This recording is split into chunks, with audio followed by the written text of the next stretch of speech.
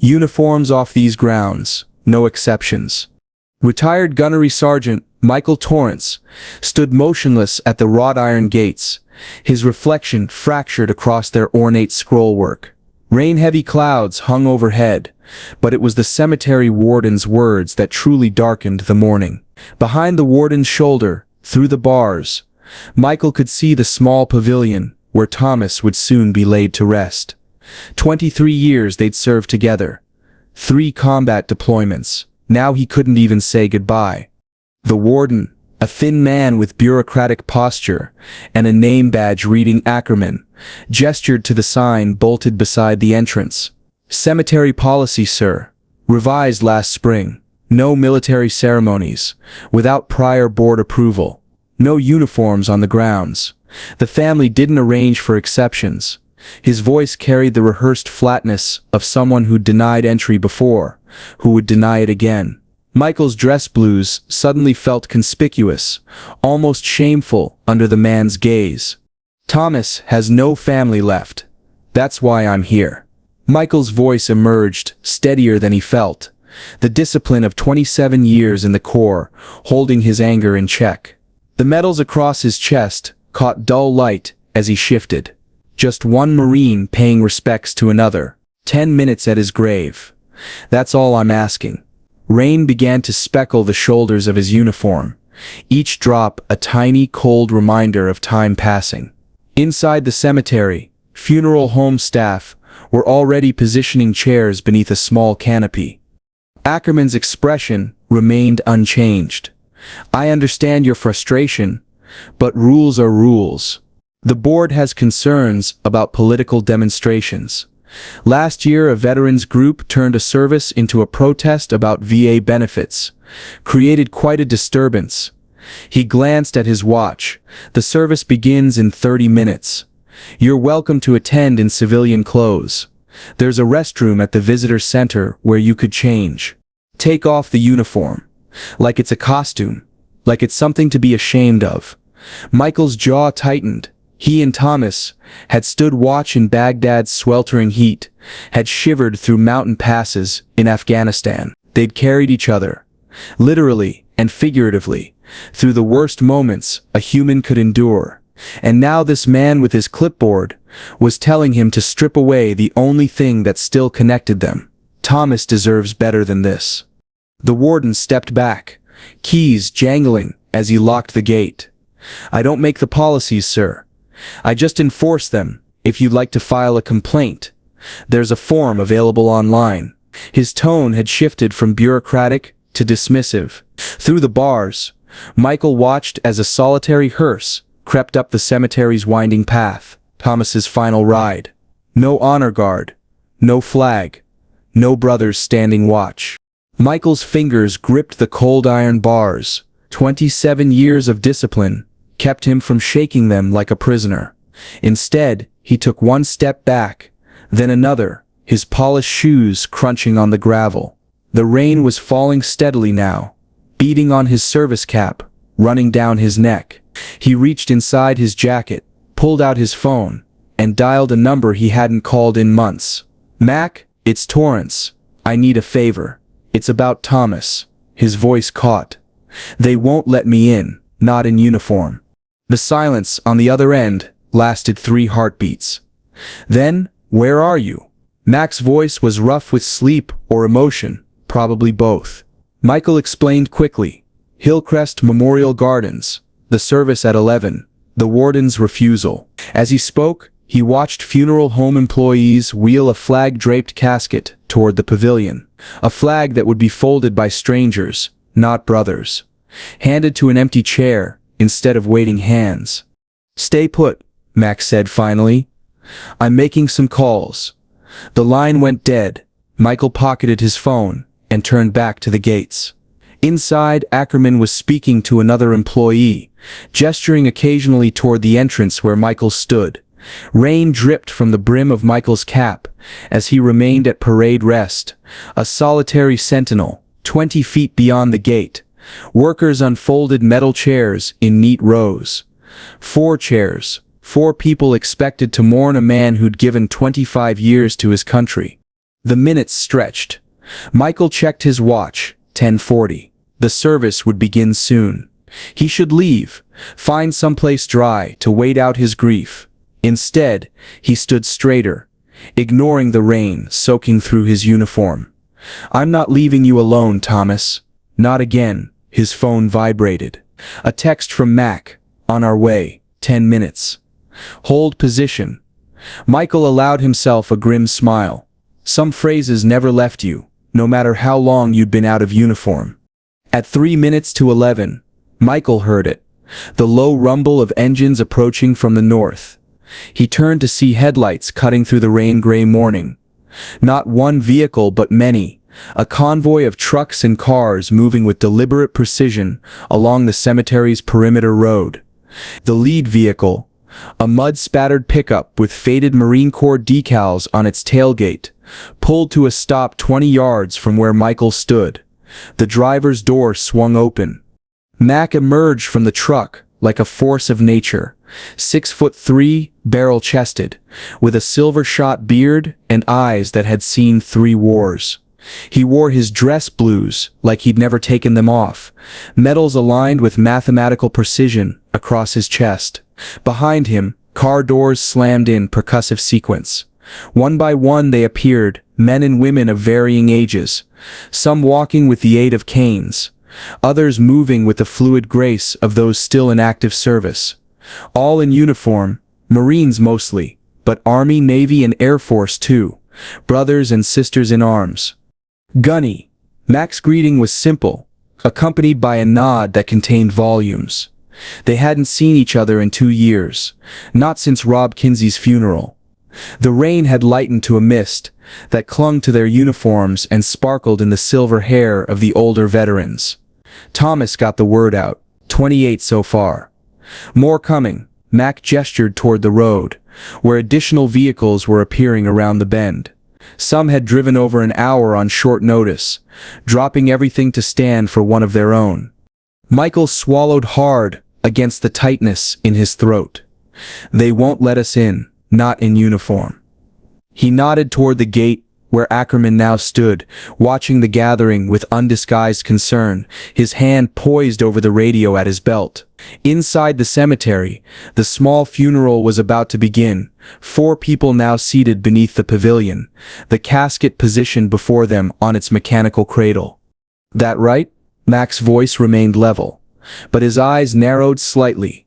He turned to address the assembled veterans, now 30 strong and growing. Thomas Marshall, 3rd Battalion, 5th Marines, 3 Purple Hearts, Bronze Star with Valor, 25 years of service to his country. His voice carried clearly through the damp morning air. "And they won't let his brothers and sisters stand with him because we're wearing the uniform he earned alongside us." A murmur ran through the group, not of surprise, but of resolved anger. An older man with a Vietnam service ribbon stepped forward, his weathered face set in determined lines. "I drove 90 minutes to be here. I'm not turning around because some pencil pusher doesn't like my outfit." Nods of agreement rippled through the assembly. From the back, someone produced a folded American flag, crisp, immaculate, ready for ceremony. Michael watched as Mac organized them with the efficiency of a man who'd commanded hundreds. "Form up, 3 rows, service flags up front, veterans with branch flags, Marine Corps, Army, Navy, Air Force, move to the front, unfurling their standards in the misty air. Color guard, center position. 4 veterans step forward, taking position around the American flag. Honor detail to the right. 6 more veterans moved into formation, white gloves gleaming even in the gray light. Inside the gates, the cemetery warden was now speaking rapidly into his radio, his free hand gesturing toward the growing assembly. The funeral director had paused the service, his attention drawn to the commotion at the entrance. Through the bars, Michael could see Thomas's casket waiting, rain beating on its polished surface like tears. "Hold on, brother. We're coming." "What's the plan, Mac?" Michael kept his voice low, though his heart was pounding with a mixture of grief and something else. a fierce pride at the sight of so many uniforms assembled for Thomas, who had died alone in a VA hospital with no family to claim him. Mac's expression didn't change, but a muscle twitched in his jaw. "Plan is we pay our respects, one way or another." Mac checked his watch. 2 minutes, then we move. Around them, the assembly had grown to nearly 50 veterans, a sea of dress uniforms from different branches and eras, some wearing Vietnam patches, others with recent campaign ribbons from Iraq and Afghanistan. They stood at parade rest in the light rain, a formation of dignity and purpose. Some had never met Thomas Marshall, but that didn't matter, he was one of them. Michael caught movement at the gate. The warden had been joined by 2 groundskeepers, all 3 watching the growing assembly, with expressions ranging from concern to outright hostility. From inside the cemetery came the funeral director, walking briskly toward the gate, with his hands raised in a placating gesture. Behind him, the 4 mourners sat beneath the pavilion, their attention now fully diverted from the casket to the commotion at the entrance. Mac's phone buzzed. He checked it, the corner of his mouth lifting slightly. Reinforcements incoming. South entrance. As if on cue, the distant sound of motorcycles became audible. The unmistakable rumble of the Patriot Guard riders approaching from the cemetery's secondary entrance. The warden's head snapped in that direction, his expression cycling rapidly from confusion to alarm. His grip tightened on his radio as he barked urgent instructions. The funeral director reached the gate, inserting himself between the warden and the assembled veterans. "Gentlemen, please," he began, his voice pitched to soothe. "We understand your desire to honor your friend, but there are policies in place." He was cut short by a single voice from the back of the formation, clear and resolute in the damp air. "With all due respect, sir, we didn't ask permission to stand beside him in Fallujah. We're not asking permission now."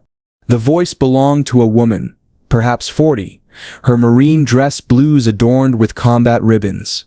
She stepped forward, her posture parade ground perfect, despite the cane she leaned on.